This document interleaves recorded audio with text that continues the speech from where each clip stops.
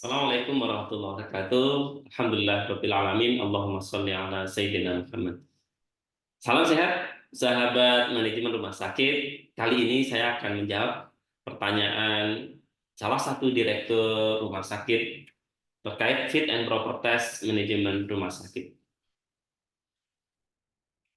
Pertanyaan pertama, apa beda proses manajemen dan fungsi manajemen, tentang urgensi dari proses dan fungsi manajemen?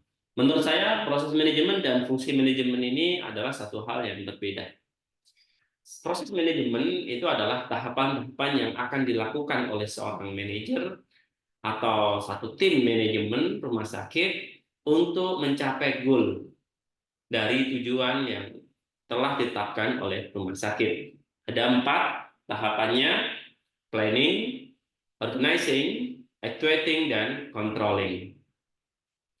Tahapan-tahapan ini tidak bersifat terputus satu sama lain, tetapi ini adalah sifatnya kontinuitas. Sifatnya adalah simultan, saling berhubungan satu sama lain, dan ini sifatnya saling menguatkan satu sama lain.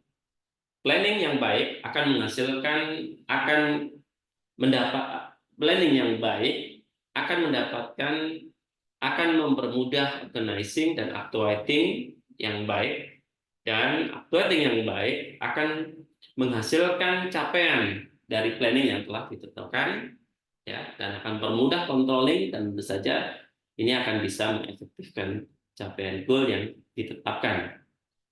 Sedangkan fungsi manajemen itu adalah kegiatan aktif dari seorang manajer atau tim manajemen untuk menjalankan, ya, proses manajemen. Jadi kalau bisa kita detailkan, ini ada merencanakan, mengorganisasikan, mengatur SDM, mengarahkan, mengawasi, memberikan motivasi. Ini kan langkah-langkah aktif, ya, yang masing-masing fungsi manajemen ini bisa kita terapkan di masing-masing proses tahapan atau proses manajemen. Ya, misalnya kalau kita dalam satu fase planning, ya, menyusun rencana kerja anggaran tahunan 2024 misalnya, maka kita bisa mengajak tim besar kita, manajemen kita, untuk melakukan fungsi manajemen ini, merencanakannya, mengorganisasikan dalam proses planning 2024 ini. Ya. Kemudian begitu selanjutnya dalam organizing, kita juga bisa melihat potensi yang ada, merencanakan siapa saja, kemudian mengorganisasikannya, dan kemudian kita menghasilkan sebuah dokumen, ya. Misalnya kalau dari manajemen rumah sakit, kita menghasilkan dokumen surat keputusan, struktur yang ada dan sebagainya untuk menjalankan RKAT yang ditetapkan. Dan ini penting sekali dipahami perbedaan proses dan fungsi manajemen, karena masing-masing dari proses manajemen itu kita harus menjalankan di dalamnya fungsi-fungsi manajemen. Nah, sekarang pertanyaannya, jika dalam satu rumah sakit ada pihak yang pemilik dan kemudian ada pihak yang pengelola, maka di manakah posisi dari fungsi manajemen ini? Maka saya mempunyai pendapat, pemilik itu nanti mempunyai ranah dalam proses manajemen yang namanya planning. Pemilik kita akan libatkan dalam memplanning pengembangan rumah sakit ke depan. Ya. Kemudian dari ranah planning ini, maka itu bisa diberikan selanjutnya pengorganisasian, di organizing-nya, kemudian di actuating-nya, di controlling-nya itu ke tim pengelola. Yang kemudian di sana ada sistem controlling oleh pemilik ke pengelola, yaitu reporting tentang bagaimana pengorganisasian dan actuating, ya, aktualisasi di lapangan tentang rencana-rencana yang telah ditetapkan oleh pemilik dan pengelola. Nah, berikutnya terkait dengan posisi organisasi. Posisi organisasi ini penting bagi kita manajemen di awal menerima tugas agar kita tahu dari posisi kita start di titik yang mana menuju ke tempat kemana. Posisi organisasi ini paling mudah saya mengidentifikasikannya dengan gambaran Google Maps saat ini. Masing-masing dari kita akan sangat terbantu jika kita masuk ke satu daerah yang tidak kita kenal, maka kita biasa akan mencari di Google Maps kita posisi di mana dan kita akan menuju kemana, jalan mana aja yang kita tempuh yang paling cepat dan mana yang alternatif dengan segala konsekuensinya. Maka di organisasi, di manajemen kita ada tools yang biasa saya gunakan adalah dengan metode SWOT dan diagram Cartesius SWOT-nya itu, di mana kita bisa melihat posisi manajemen rumah sakit. Nah, posisi rumah sakit di antara kuadran strength dan opportunity, strength dan threat, dan strength dengan weakness-nya ada di mana. Gitu. Dan saat kita mengkaji tentang SWOT ini, sebetulnya kita bisa lebih dalam ya, memasukkan analisis faktor eksternal, misalnya dengan metode PESTEL atau Porter Five Force-nya. Itu untuk mengetahui kira-kira opportunity dan threat kita itu sejauh mana, apa saja. Nah, itu kita bisa lihat di situ. Kita perhatikan kajian dari analisis faktor eksternal, PESTEL dan Porter Five-nya itu. Sehingga menurut saya SWOT ini bisa merangkum gitu ya, mewadahi hasil dari kajian-kajian tadi untuk ditempatkan di diagram Cartesiusnya ini. Kemudian kita juga bisa melibatkan analisis faktor internal dengan VRIO ya, valuable, rare, kemudian immediate dan organized. Ini kita untuk melihat seberapa strength kita dan seberapa weakness kita ini, faktor-faktor yang ada di dalamnya itu kita nilai dengan valuable ini, seberapa valuable, seberapa jarang dimiliki oleh kompetitor, dan seberapa besar kompetitor bisa meniru, dan seberapa kuat kita telah mengorganisasi kemampuan internal ini. Kajian-kajian ini bisa kita tempatkan di diagram Cartesius ini, yang nantinya kita bisa tahu kita posisi ada di kuadran mana, kuadran 1, kuadran 2, 3, atau 4. Dan ini akan menentukan strategi ke depan dari rumah sakit, dari manajemen yang kita gerakkan. Berikutnya pertanyaan tentang keuangan. Nah, memang keuangan ini satu hal yang penting. Ada pepatah di manajemen mengatakan sesuatu yang tidak bisa diukur berarti tidak bisa di-manage gitu. Nah, sesuatu yang mudah diukur itu adalah berupa uang ya, keuangan. Sehingga saya setuju dengan pepatah dengan pendapat yang mengatakan keuangan rumah sakit itu adalah istilah adalah bahan bakar dalam sebuah mobil gitu ya, dalam kendaraan. Dan kalau ini saya tambahkan, keuangan dalam rumah sakit itu adalah bahan bakar untuk menebarkan kemanfaatan. Karena di rumah sakit ini sebetulnya semangatnya adalah semangat menebar kemanfaatan. Karena kita ini adalah perusahaan jasa yang sifatnya menebarkan kemanfaatan dari tim kita, tim besar kita, dan rumah sakit itu. Nah, keuangan di rumah sakit itu bisa kita akan lihat di omset dan EBITDA atau NPM, gitu ya. Omset untuk mengukur sejauh mana ekspansi dari rumah sakit kita ini, ya, sejauh mana kunjungan, sejauh mana pendapatan yang lain bisa kita dapatkan. Kemudian EBITDA adalah sejauh mana kita bisa mengefisiensikan tim besar kita ini untuk mencapai goal yang telah ditetapkan tadi. Nah, ini kita bisa pakai EBITDA atau pakai NPM. Nah, apa peran dari manajemen dalam keuangan ini? Maka menurut saya manajemen ini adalah tim yang akan bertugas untuk mencegah agar jangan sampai indikator BBM-nya ini mengarah ke MT.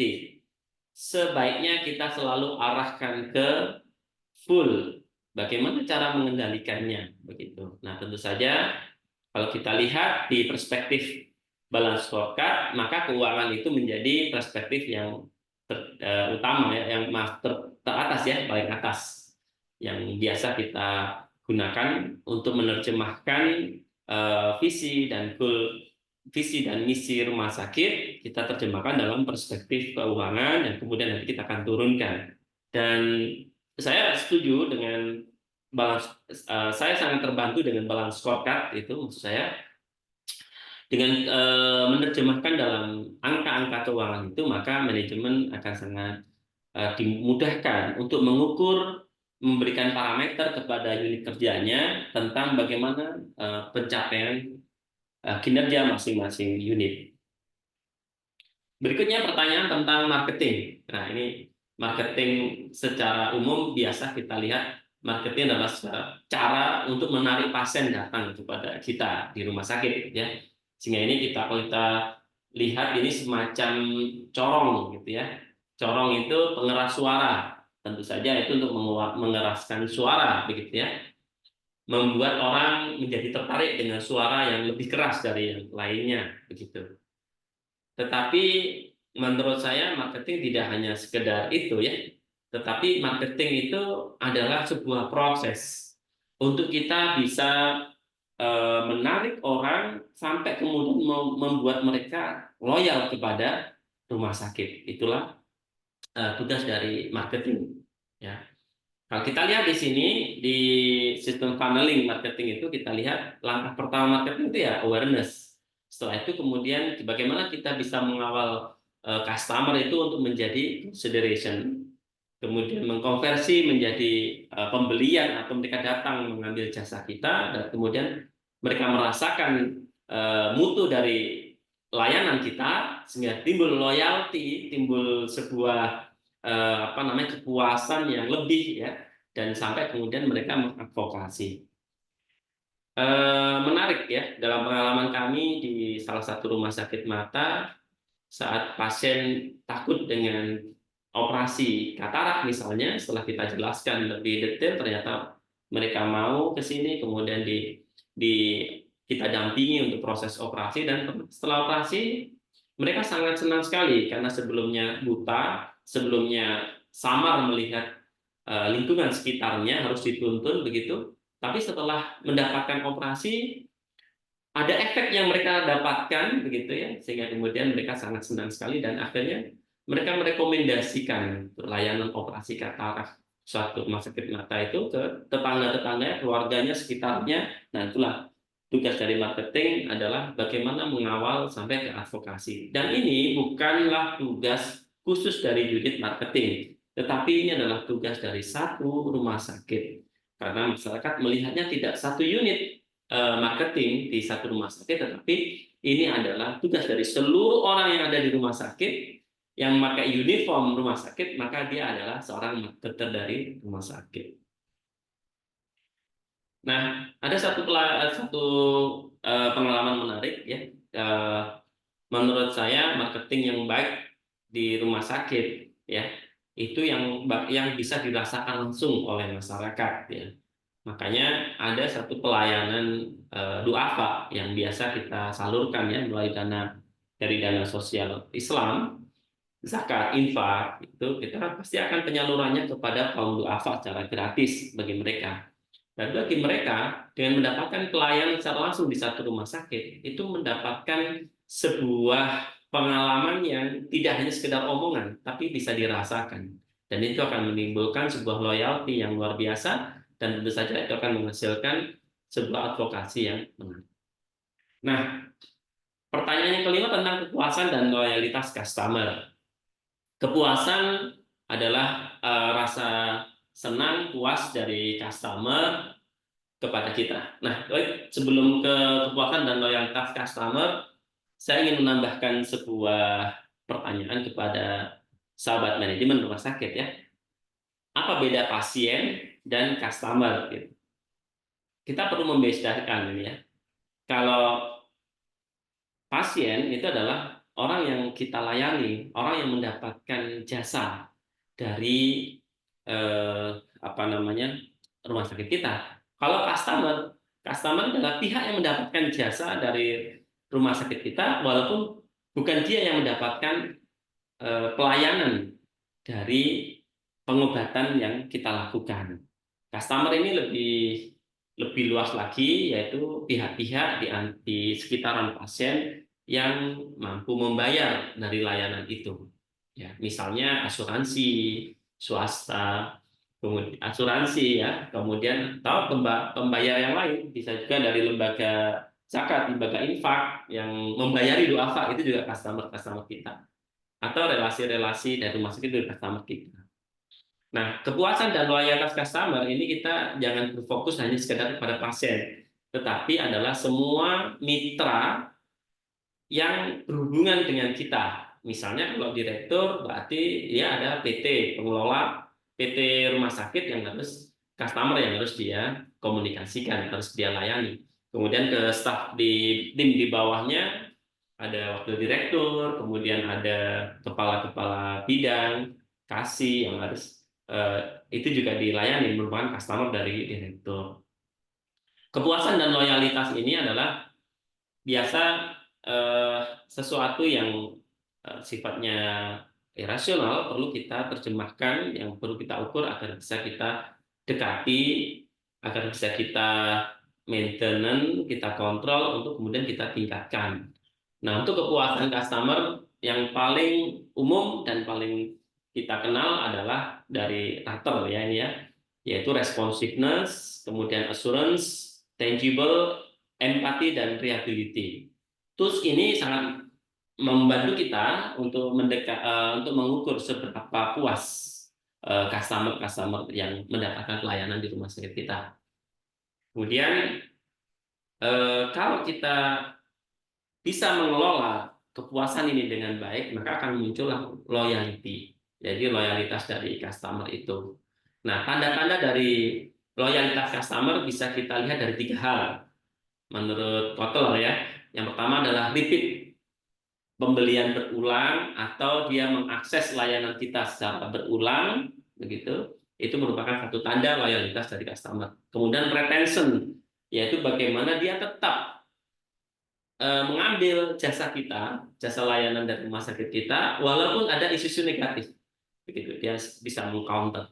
Bahkan yang lebih hebatnya lagi, loyalitas customer, dia bisa mereferral kepada mitra-mitranya untuk apa namanya, untuk mengambil layanan atau jasa dari rumah sakit yang kita. Inilah kepuasan dan loyalitas customer. Kemudian yang keenam, terkait dengan akreditasi dan sertifikasi syariah.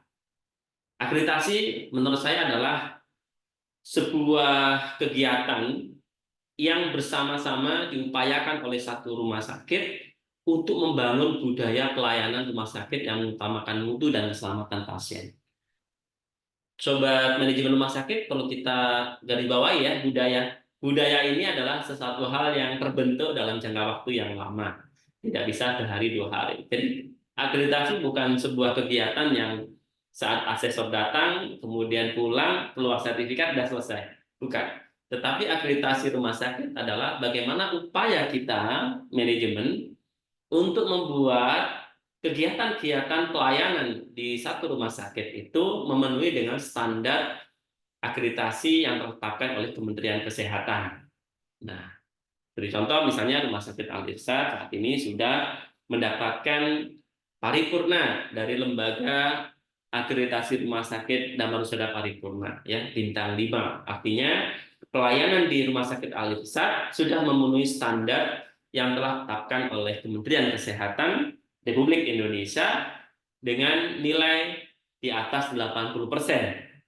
Artinya di sini masih ada, saya kira masih ada peluang kita untuk menaikkan menjadi 100%. Kalaupun sudah 100%, maka tentu saja karena ini adalah budaya untuk peningkatan mutu dan keselamatan pasien, maka akan kita dorong lagi untuk melebihi dari 100% dari standar yang ditetapkan oleh Kementerian Kesehatan.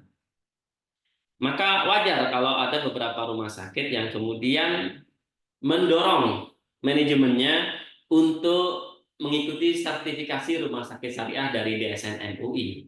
Kenapa? Karena sertifikasi syariah ini merupakan sebuah pendalaman dari hak pasien dan keluarga terutama untuk kaum warga Muslim ya, pasien-pasiennya Muslim, di mana ternyata dalam pandangan orang Islam, orang Muslim, eh, pasien itu merupakan orang yang sedang beribadah, sedang mengalami proses ibadah sabar dengan cobaan sakitnya, maka rumah sakit tempat di mana pasien itu dirawat harusnya bisa menyiapkan sarana dan prasarana yang mendukung peribadatan pasien Muslim yang sedang sakit itu. Sehingga rumah sakit yang bisa mendapatkan sertifikasi rumah sakit syariah, saya kira ini adalah rumah sakit yang mengutamakan mutu dan keselamatan pasien tidak hanya di dunia tapi di akhirat. Kalau menurut orang Islam, alam ini ada dunia dan akhirat begitu ya. Nah, sehingga sertifikat syariah ini adalah sebuah tantangan bagi rumah sakit Islam ya, ataupun rumah sakit pada umumnya yang di sana di wilayahnya pelayanan itu terdapat masyarakat-masyarakat yang mempunyai agama Islam, karena mereka sangat membutuhkan support dari rumah sakit tempat mereka dirawat untuk menjalankan ibadah-ibadah saat sakitnya itu. Bagi orang Islam, meninggal yang diakhiri dengan kalimat la ilaha illallah itu adalah sebuah capaian yang tertinggi, karena itu menjadi husnul khotimah. Maka rumah sakit syariah mewajibkan adanya talqin pada pasien-pasien yang sakaratul maut atau mendekati meninggal.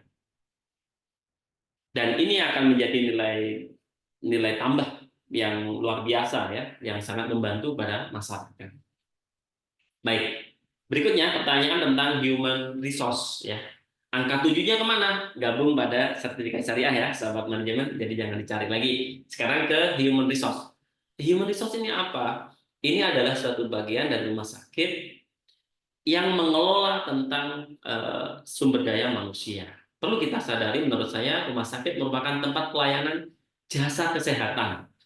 Jadi kalau jasa kesehatan, maka sebetulnya yang mengeluarkan jasa itu adalah orang, SDM atau human itu sendiri.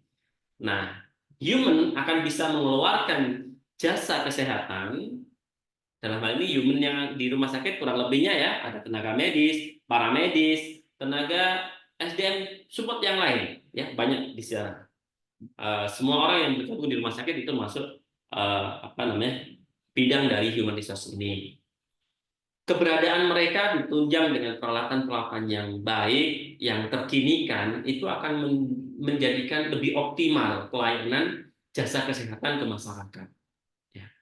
Tapi yang menurut saya perlu kita dorong bersama-sama, yang saat ini saya lihat di beberapa rumah sakit juga sedang berupaya menuju ke sana, yaitu target idealnya human resource di rumah sakit itu adalah ke arah pasien center care. Maaf. Nah, apa itu pasien center care? Perlu kita pahami beberapa waktu yang dulu di Indonesia masih berkembang dokter center care. Artinya pelayanan itu tergantung dokternya. Kalau dokter datang, maka semua bersiap untuk memberikan pelayanan kepada pasien. Nah, ke depan kekinian ya, dan saat ini semua didorong ke arah pasien center care. Semua resources, sarana, SDM yang ada di rumah sakit diupayakan untuk mengakomodir kepentingan dari pasien. Sehingga di sini dokter menjadi bagian dari tim besar untuk menyelesaikan masalah-masalah pasien. Dan tentu saja ini harus ada perubahan ya, perubahan pola pikir, perubahan pola budaya. Dan apa saja aspek-aspek dari pasien center kan nanti akan kita bahas tersendiri. Berikutnya pertanyaan tentang SIM dan urgensinya. Menurut saya setuju dengan yang disampaikan oleh Dr. Burhan yang menjadi urat saraf di rumah sakit. Saya coba cari perandaian yang lain, sepertinya belum menemukan yang lebih kreatif. Kalau di bidang kedokteran atau di bidang biologi, maka permisalan urat saraf ini sangat identik dengan SIM rumah sakit ini. Saya memberikan penekanan urat saraf rumah sakit dalam inovasi pelayanan. Jadi ini tidak hanya sekedar menjalankan pelayanan pada umumnya, tetapi bagaimana SIM ini menjadi satu jalan yang akan memfasilitasi adanya inovasi-inovasi pelayanan. Misalnya di pendaftaran dengan ada SIM yang bagus, yang user friendly, interface-nya bisa mudah oleh pasien, maka mungkin pasien tidak perlu didatangi oleh petugas untuk mendaftarkan diri, mendapatkan antrian polinya.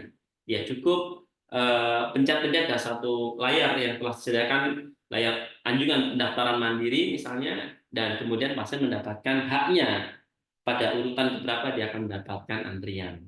Dokter juga mendapatkan inovasinya dengan integrasi semua peralatan diagnostik yang ada di rumah sakit, yang dia bisa dengan mudahnya mengkolaborasikan hasil-hasil itu sehingga merangkum dalam sebuah diagnosis yang lebih tepat, kemudian lebih terinci, sehingga harapannya prognose dari pasien juga akan lebih bisa didapat begitu ya. Dan mungkin di layanan operasional jauh lebih terbantu juga di SIM rumah sakit ini. Jadi SIM rumah sakit ini salah satu sarana juga sebagai bekal untuk tim besar ini mentransformasi budayanya menjadi transformasi digital yang saat ini diwajibkan oleh Kementerian Kesehatan.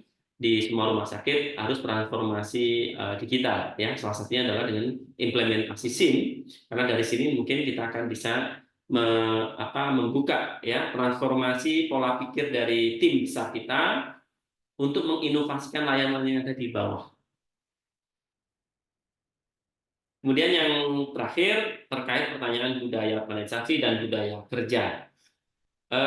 Menurut saya budaya organisasi akan diawali dengan budaya kerja ya. Sekarang kita bicara budaya kerja. Budaya kerja itu adalah hasil dari perilaku seseorang yang dilakukan dalam jangka waktu yang lama, gitu ya. Tidak hanya sehari, sebulan, enggak. Mungkin perlu waktu setahun untuk bisa terbentuk ya budaya kerja dari seseorang itu.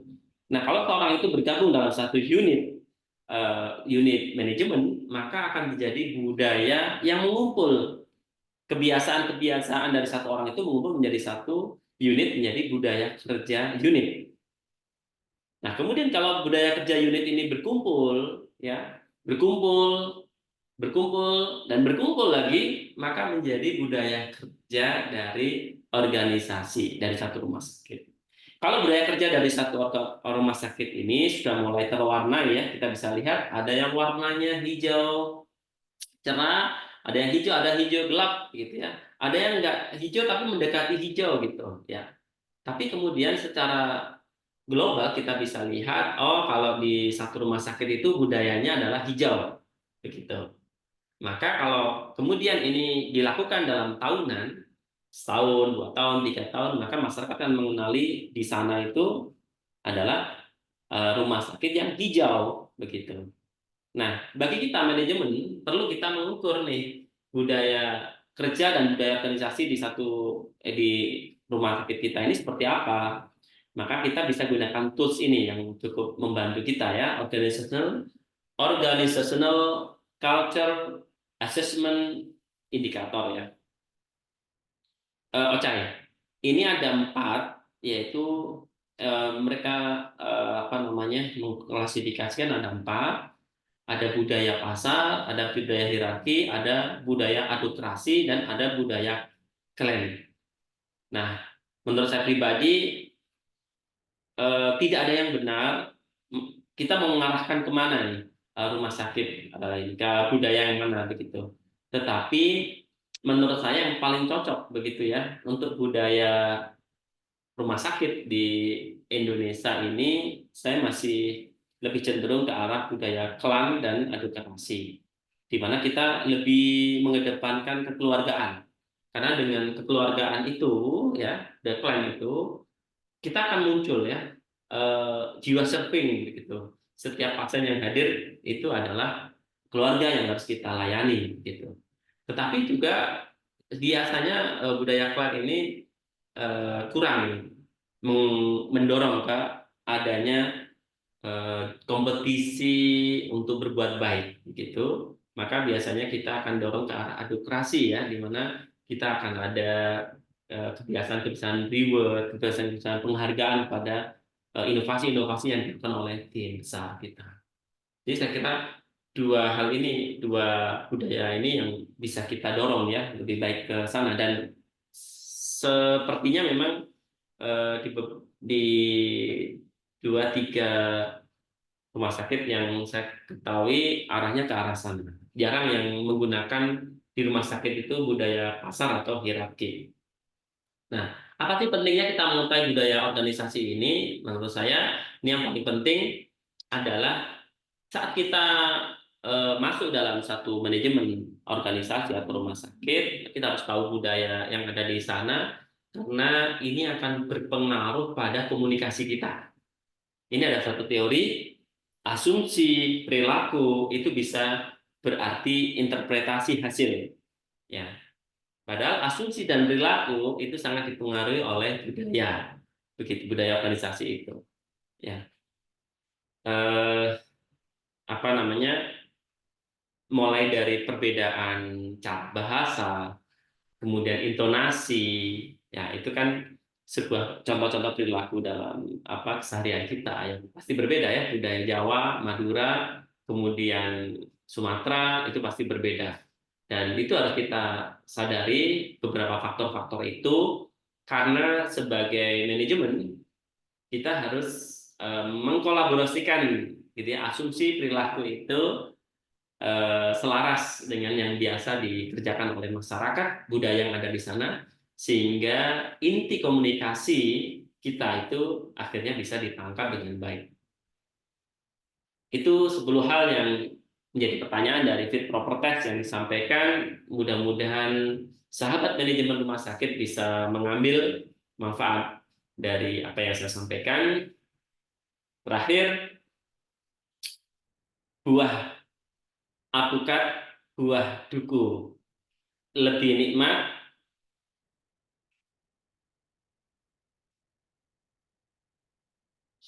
Nah, ternyata pantunnya pada lari kemana? Intinya, mari menebar ilmu agar hidup bermartabat. Cukup sekian, terima kasih. Assalamualaikum warahmatullahi wabarakatuh.